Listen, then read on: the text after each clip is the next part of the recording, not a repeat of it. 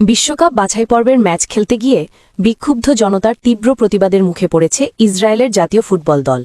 ফিলিস্তিনি ভূখণ্ডে গণহত্যা চালানোর অভিযোগে ইসরায়েলকে আন্তর্জাতিক ফুটবল থেকে বহিষ্কারের দাবিতে উত্তাল হয়ে ওঠে ইতালির উদিনে শহর।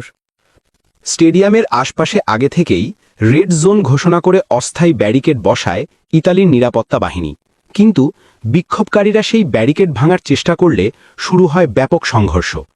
পুলিশ পরিস্থিতি নিয়ন্ত্রণে আনতে টিয়ার গ্যাস, জলকামান ও সাউন্ড গ্রেনেড ব্যবহার করে। পাল্টা প্রতিক্রিয়ায় বিক্ষোভকারীরাও পাথর নিক্ষেপ করে পুলিশের দিকে। এক পর্যায়ে পুরো এলাকা রণক্ষেত্রে পরিণত হয়। গাজায় যুদ্ধবিরতির চুক্তিকে ভুয়া আখ্যা দিয়ে আন্দোলনকারীরা দাবি জানান, ফিলিস্তিনকে স্বাধীন রাষ্ট্র হিসেবে স্বীকৃতি দিতে হবে এবং মানবিক সহায়তার জন্য সীমান্ত উন্মুক্ত করতে হবে।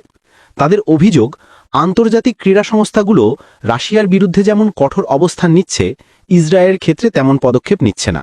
তারা বলেন, রাশিয়াকে যেভাবে নিষিদ্ধ করা হয়েছে, ইসরায়েলকেও সেভাবে আন্তর্জাতিক টুর্নামেন্ট থেকে বহিষ্কার করা উচিত। গাজায় গণহত্যার পরও ইসরায়েল মাঠে খেলছে, এটা মানবতার প্রতি অবমাননা। বিক্ষোভের প্রভাব পড়ে স্টেডিয়ামেও।